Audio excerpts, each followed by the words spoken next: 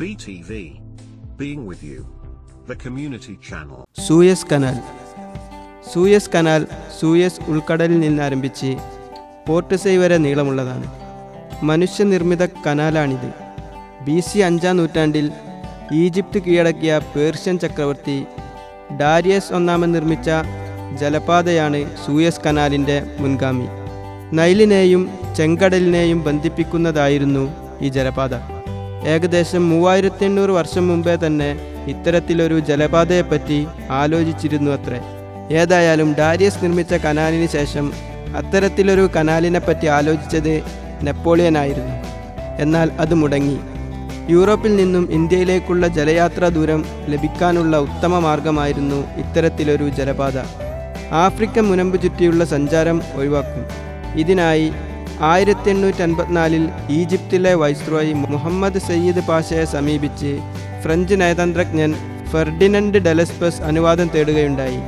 Egyptian സാമ്രാജ്യം അക്കാലത്ത് Ottoman സാമ്രാജ്യത്തിൻ്റെ ഭാഗമായിരുന്നതിനാലാണ് ഇത്തരത്തിലൊരു അനുവാദം തേടേണ്ടി വന്നത്. അങ്ങനെ 1859 ഏപ്രിൽ 25 കനാലിൻ്റെ നിർമ്മാണ പ്രവർത്തനങ്ങൾ ആരംഭിച്ചു. ആകെ 163 കിലോമീറ്ററാണ് കനാലിൻ്റെ നീളം. ഇന്ന് ആഴം 19 മീറ്ററാണ്. താഴെ ഭാഗത്ത് 92 മീറ്റർ വീതിയുണ്ട്.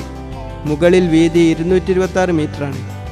സൂയസ് കനാൽ ഉദ്ഘാടനം ചെയ്യപ്പെടുന്നത് 1869 നവംബർ 17-നാണ്.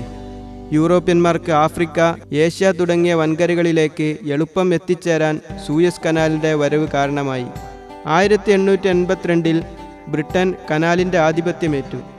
1954 ബ്രിട്ടൻ കനാലിൻ്റെ നിയന്ത്രണം ഈജിപ്തിന് വിട്ടുകൊടുക്കുകയും ചെയ്തു.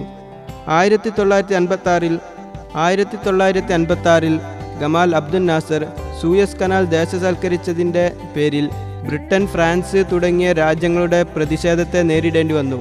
അക്കാലത്ത് അടച്ച കനാൽ പിന്നീട് 1957 മാർച്ചിൽ തുറന്നു. Subscribe our YouTube channel. Visit our website www.btv.in. Like our Facebook page, BTV Malayalam.